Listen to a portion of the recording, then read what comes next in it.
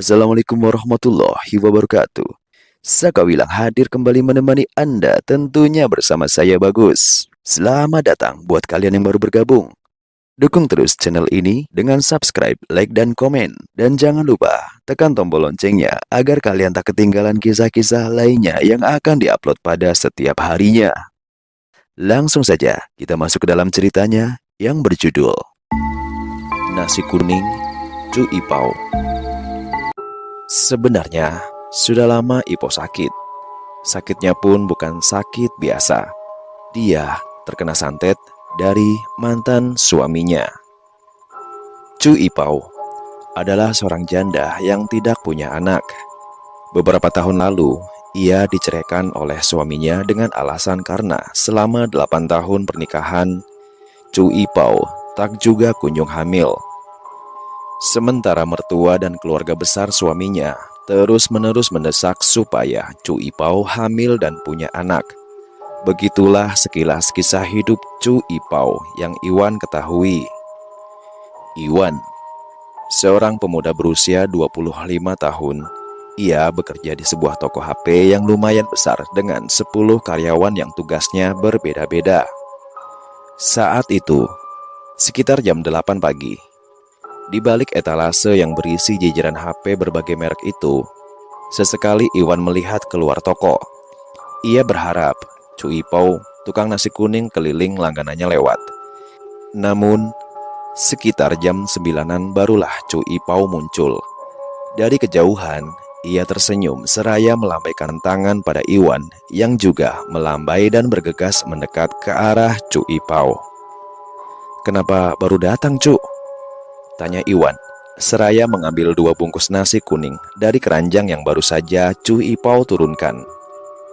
"Iya, tadi itu aku ketinggalan angkutan umum, jadi terpaksalah menunggu angkutan umum yang lain," jawab Cu Ipau, seraya membuka dompet berisi uang hasil jualan nasi kuningnya.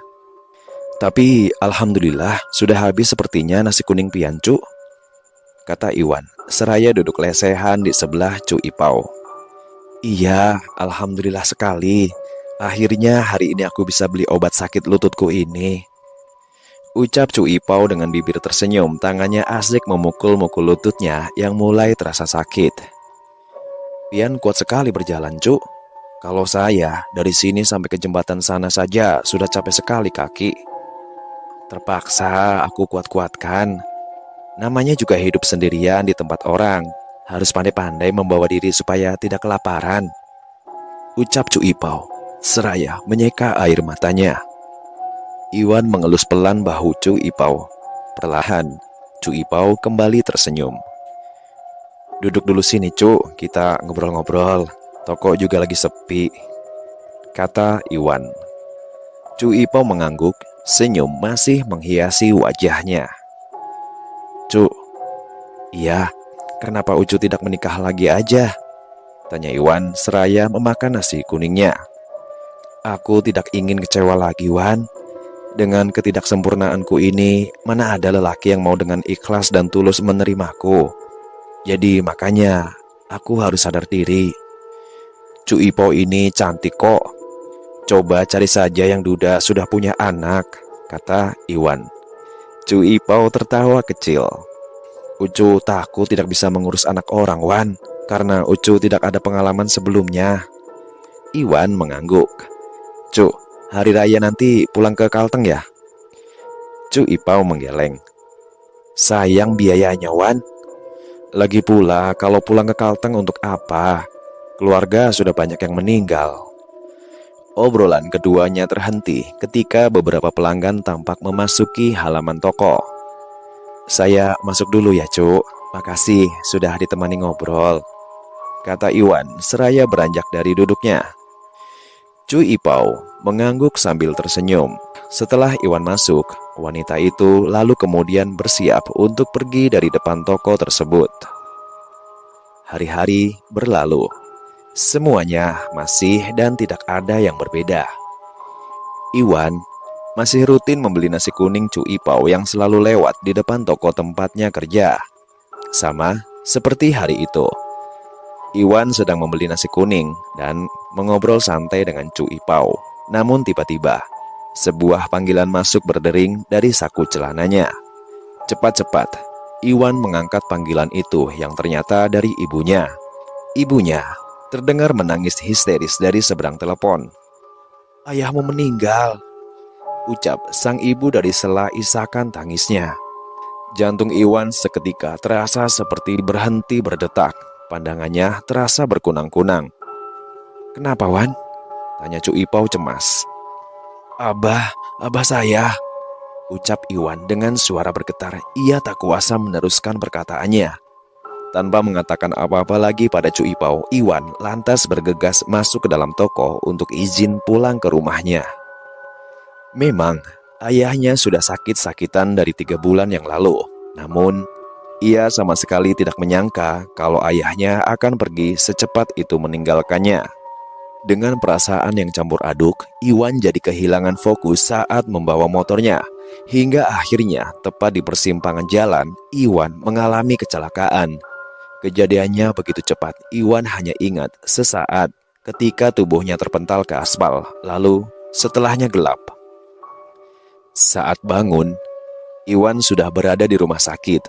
Ternyata, ia mengalami koma selama 5 hari karena kecelakaan yang ia alami sebelumnya.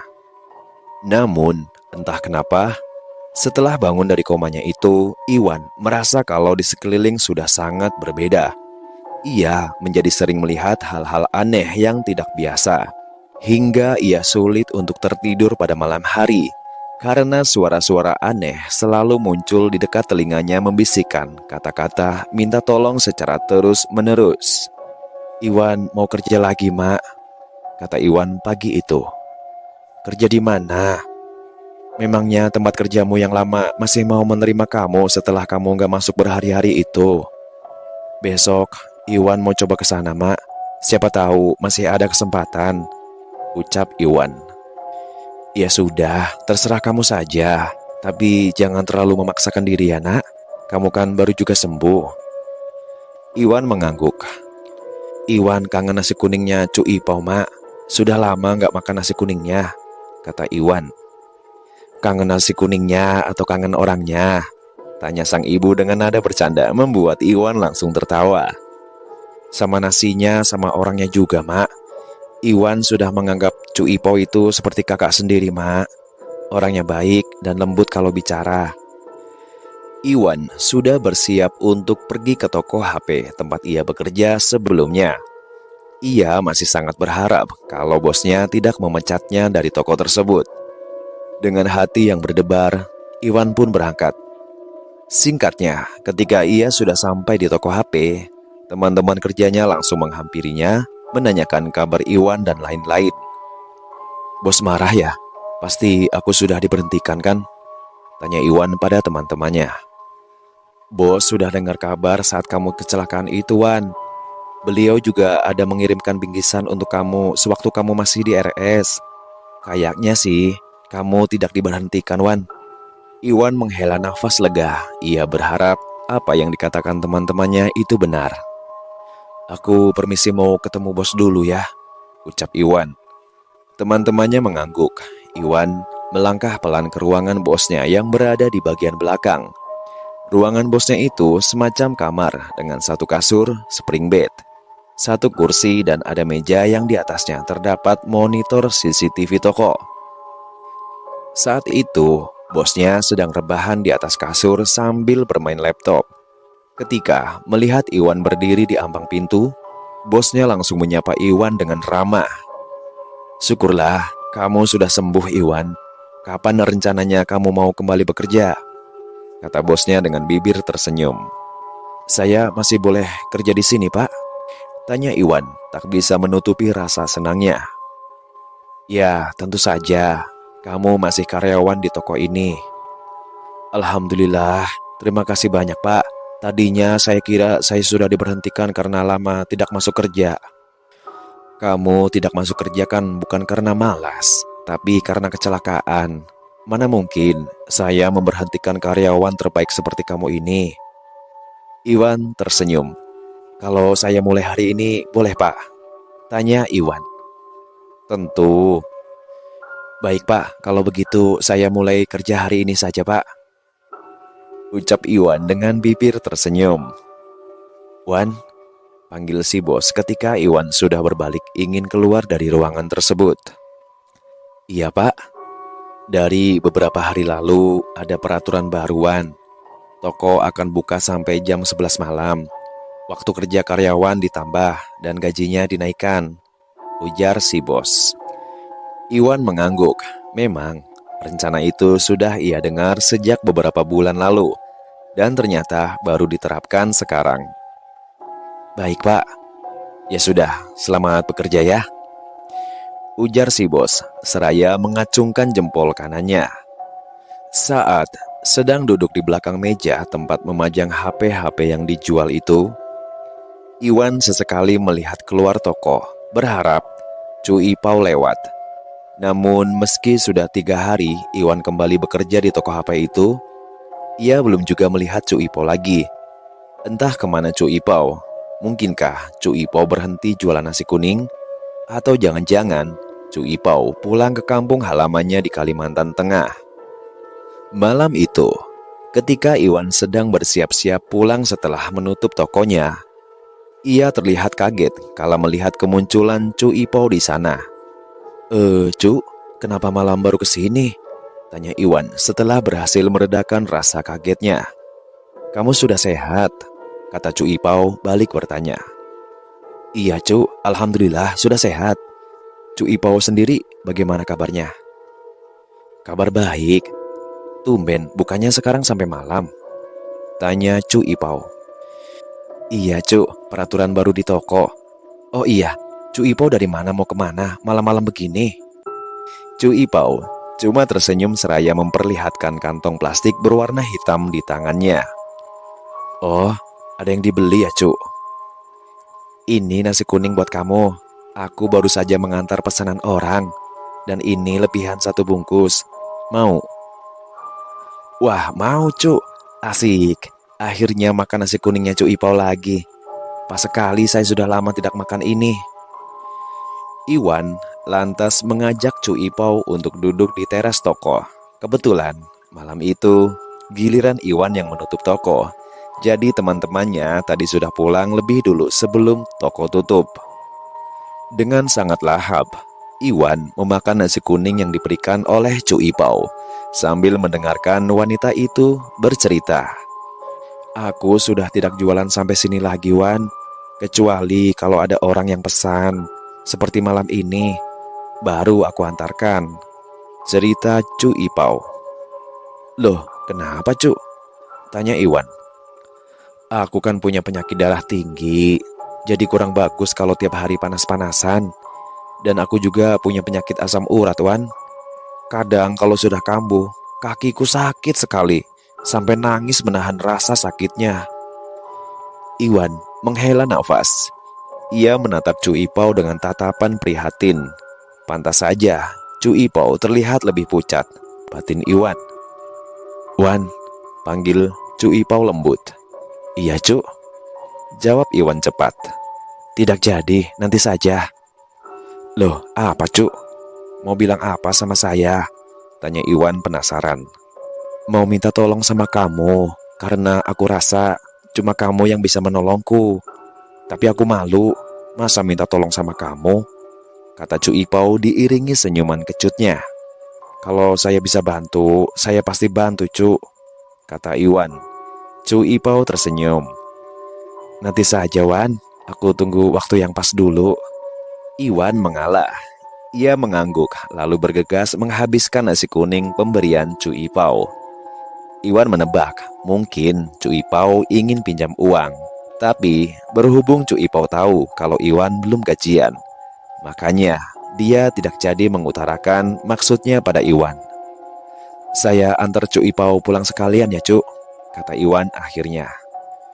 Tidak usah Wan, masih ada yang mau aku beli dulu di depan sana. Kamu duluan saja, tolak Cu Ipau. Memangnya masih ada angkutan umum malam-malam begini Cu? Tanya Iwan.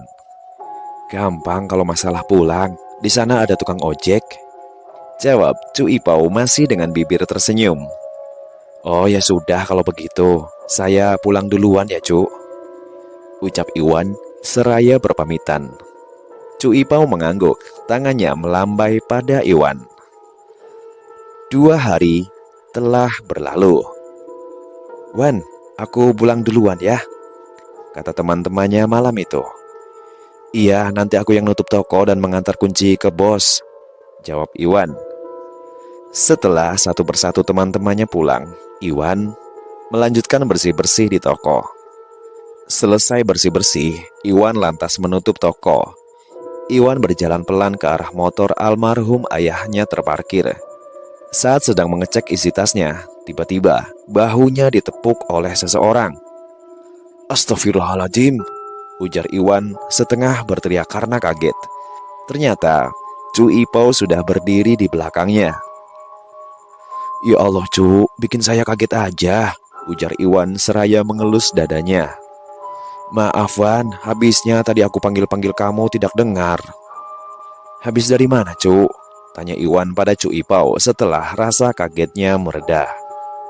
Biasa, mengantar pesanan nasi kuning, jawab Cu Ipau. Oh iya Wan, ini aku bawakan 1 bungkus untukmu. Lanjut Cu Ipau, seraya memberikan kantong plastik hitam berisi sebungkus nasi kuning buatan Cu Ipau.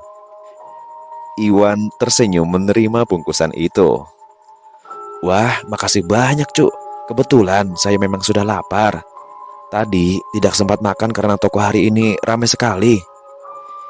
Iwan dan Cu Ipau lalu duduk di teras toko, sama seperti 2 malam yang lalu. Wan, kamu itu selain jadi pelanggan setia nasi kuningku, tapi kamu juga merupakan satu-satunya teman yang aku punya. Aku tanpa sungkan dan ragu menceritakan masalahku padamu, dan kamu selalu mendengarkan semua ceritaku. Terima kasih banyak ya Wan. Iwan tersenyum, namun pandangannya tetap tak teralihkan dari nasi kuning yang ia santap.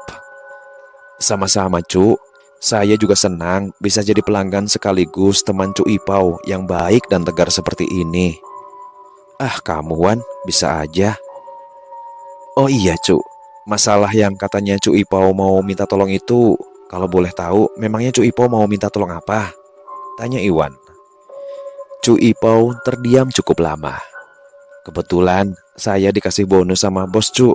Kalau semisal Cu Ipau mau pinjam uangnya, ini masih ada kok. Cu Ipau menatap wajah Iwan. Iwan mengernyit. Wajah Cu Ipau terlihat semakin pucat. Cu Ipau sakit? Tanya Iwan. Cu Ipau mengangguk, senyumnya tampak getir. Kalau begitu, ayo Cu, saya antarkan beli obat ke apotik, ujar Iwan. Tidak usah Wan, ini cuma demam biasa saja, gak apa-apa kok. Tapi Cu, Wan, aku mau tanya beberapa hal, potong Cu Ipau. Apa Cu? Kalau seandainya nanti aku meninggal, kamu mau tidak ku berikan resep nasi kuning buatanku? Tanya Cu Ipau membuat Iwan jadi kaget. Cu Ipau kok bicara begitu? Ya namanya juga umur, tidak ada yang tahu. Iya sih, sampai saat ini saya juga tidak menyangka ayah saya akan pergi secepat itu Cu. Wan, nanti kalau aku sudah tidak datang menemui kamu lagi, tolong datang ke alamat ini ya Wan. Ada banyak hal yang aku simpan untuk kamu di sini, ucap Cu Ipau seraya memberikan secari kertas bertuliskan sebuah alamat rumah. Ragu-ragu, Iwan menerima kertas berisi alamat rumah Cu Ipau tersebut. Cu, kalau Cu Ipau lagi sakit, saya bisa bantu Cu Ipau untuk beli obat atau mengantarkan ke rumah sakit. Cu Ipau jangan buat perasaan saya jadi khawatir begini. Saya sudah menganggap Cu Ipau seperti kakak kandung saya sendiri. Jadi tolong, Cu Ipau jangan sungkan sama saya. Cu Ipau tersenyum. Aku sudah terlalu lelah berjuang untuk tetap hidup Wan. Aku ingin pulang. Iwan menatap Cu Ipau dengan serius. Cu Ipau tahu tidak, kalau kehidupan itu sangat berharga. Bahkan banyak yang sudah meninggal ingin hidup lagi. Kematian bukan satu-satunya jalan untuk mengakhiri rasa lelah seorang Cu. Saya, Cu Ipau, orang lain pasti merasakan lelah yang sama. Tapi kita harus tetap berjuang sambil terus berbuat baik sampai waktu kepulangan kita tiba. Jangan pernah berpikir untuk mengakhiri hidup, Cuk. Saya tidak mau Cuk Ipau salah memilih jalan. Kalau ada masalah atau apapun itu, saya ada di sini, Cuk. Cuk Ipau bisa ceritakan apapun pada saya. Saya siap mendengarkan keluh kesah Cuk Ipau. Ujar Iwan menasehati Cuk Ipau. Iwan mengira Cuk Ipau ingin bundir. Kamu salah paham, Wan.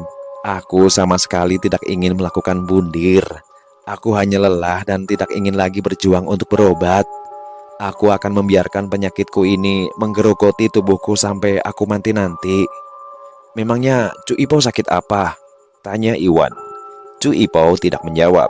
Ia hanya tersenyum kecut. Matanya lekat menatap Iwan. Kamu tidak pulang? Tanya Cuk Ipau. Cuk Ipau, pulangnya saya antar aja ya, kata Iwan menawarkan. Tidak usah, Wan, aku sudah janjian sama tukang ojek tadi, tolak Cuk Ipau. Ya, setidaknya saya antar Cuk Ipau sampai depan sana. Cuk Ipau menggeleng. Kamu duluan saja, Wan. Cuk Ipau lagi-lagi menolak.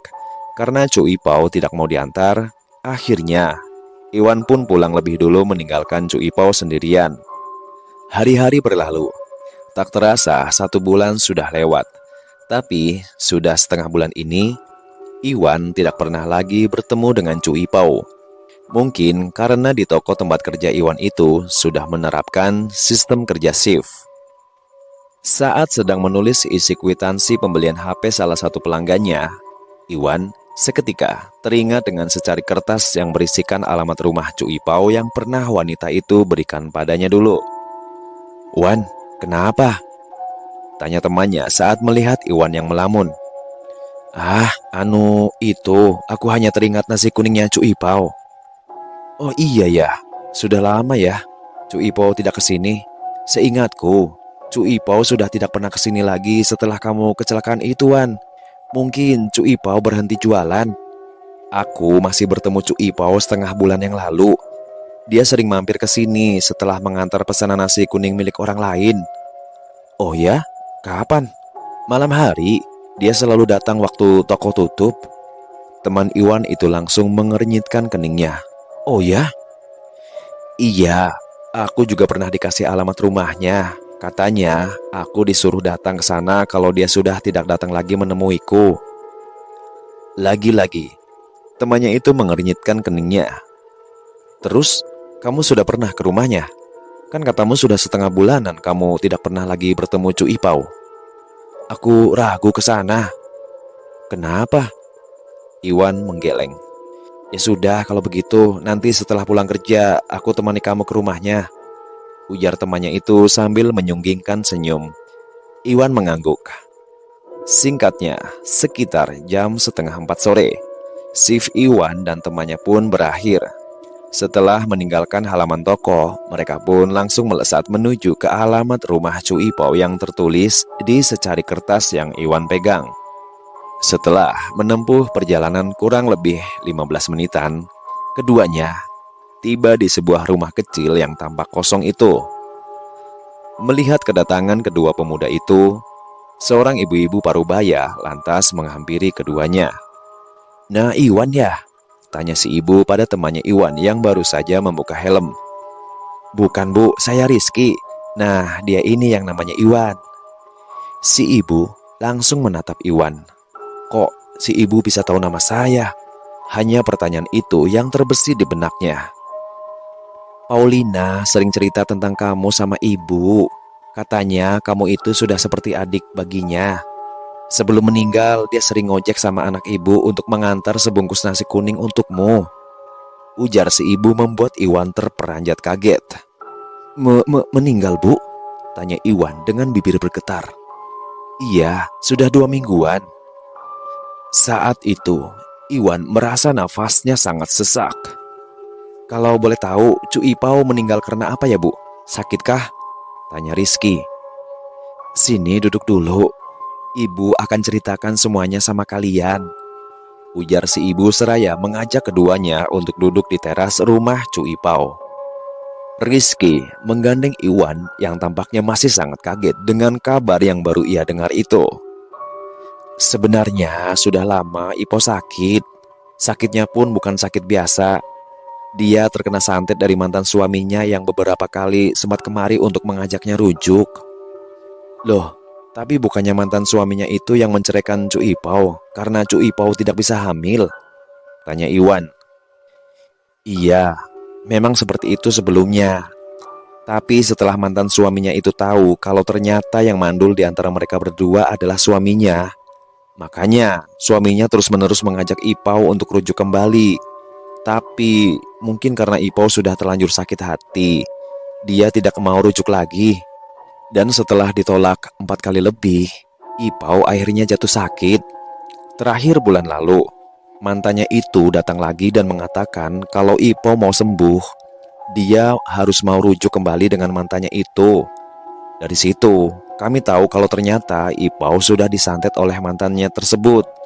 Dan tentu saja, Ipau menolak dengan tegas ajakan rujuk dari mantannya.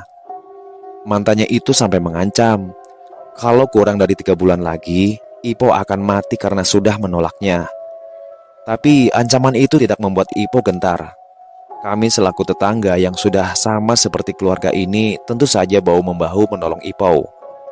Namun, setiap kali ada orang yang berusaha mengobati Ipau, pasti ada saja halangannya. Ada yang anggota keluarganya tiba-tiba meninggal.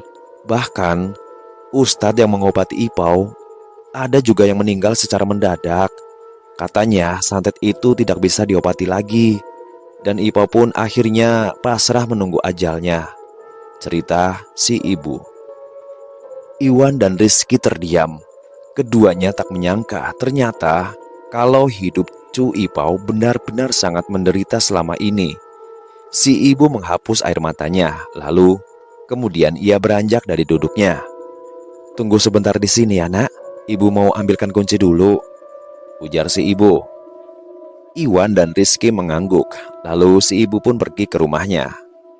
Tidak berapa lama, si ibu kembali lagi dengan membawa sebuah kunci. Saat si ibu membukakan pintu rumah Cu Ipau, Iwan dan Rizky langsung beranjak dari duduknya. Mereka berdua dipersilahkan masuk ke dalam rumah. Barang-barang Cu Ipau masih tersusun rapi. Ada juga fotonya bersama si ibu yang dipajang di dinding rumahnya. Si ibu masuk ke dalam sebuah kamar, lalu keluar lagi sambil membawa kaleng bekas kue kering. Ini titipan dari almarhum untuk Nak Iwan. Katanya terima kasih banyak karena selama ini Nak Iwan sudah mau menjadi temannya, kata si ibu seraya menyerahkan kaleng bekas kue kering tersebut. Iwan menerimanya dengan perasaan sedih. Menjelang maghrib, Iwan dan Rizky pun pamit untuk pulang pada si ibu yang merupakan tetangga sekaligus pemilik rumah yang disewa oleh Cu Ipau. Kasihan Cu Ipau ya Wan, kata Rizky sebelum ia pulang. Iwan hanya mengangguk mengiyakan, sementara tangannya semakin kencang memegang kaleng bekas kue kering pemberian terakhir dari Cu Ipau. Saat Iwan sudah berada di dalam kamarnya, Iwan langsung membuka kaleng bekas kue kering tersebut. Di dalamnya ada beberapa amplop dan sepucuk surat. Ketika surat itu ia buka, seketika air matanya langsung keluar. Iwan menangis membaca surat yang berisikan resep nasi kuning Cu Ipau tersebut. Iwan menangis sesenggukan. Cukup lama ia menenangkan perasaannya. Setelah sedikit lebih tenang, Iwan membuka satu amplop yang ada di dalam kaleng itu. Ternyata isinya adalah sejumlah uang lengkap dengan catatan bertuliskan, "Untuk adikku Iwan." Dan semua amplop itu isinya sama, yaitu sejumlah uang juga catatan. Sampai saat ini, Iwan tidak bisa melupakan Cu Ipau. Meskipun Iwan punya resep nasi kuning Cu Ipau, namun ketika ia membuatnya, tetap saja rasanya tak seenak buatan Cu Ipau. Iwan tak pernah menggunakan sepeser pun uang pemberian Cu Ipau untuk kepentingan pribadinya. Uang Cu Ipau itu Iwan gunakan untuk meminta bantuan Ustadz melakukan sholat hadiah yang ditujukan untuk Cu Ipau. Sampai saat ini, Iwan tidak pernah lupa pada Cu Ipau. Di akhir sholatnya, Iwan selalu mengirimkan doa untuk Cu Ipau. Selesai.